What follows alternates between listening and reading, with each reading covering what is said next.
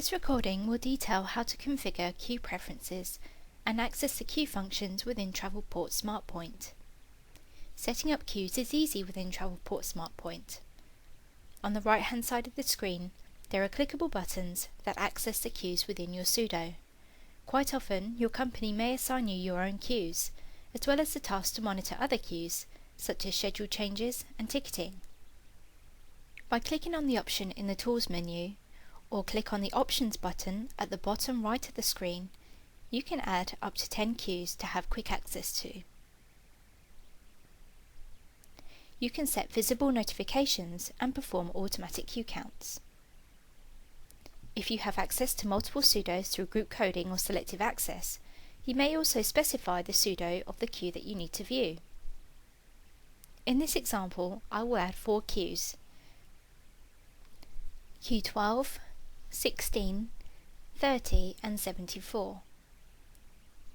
I will set the first 3 as visible. If you use queue categories, you can specify the category code here. To display notifications, for example when a new booking has been sent to queue, click on this checkbox. Directly underneath is the queue polling option. Enable this to recount the queues. This can be done on a minimum of 15-minute intervals. Notifications will be shown at this time. Now that I have set my queues, you will notice that my specified visible queues are displayed on the right hand side of the screen. To view the bookings on the queue, click on the queue number, and this will list the PNRs, and you can sign into the queue by clicking on the interactive booking link. The PNR will display in the PNR viewer screen on the left, indicating you are working within the queue. The options to the right of the screen have updated to queue actions. This is QP for queue previous, ignore for ignore the booking file, QR to queue remove, and QXI to ignore and exit the queue.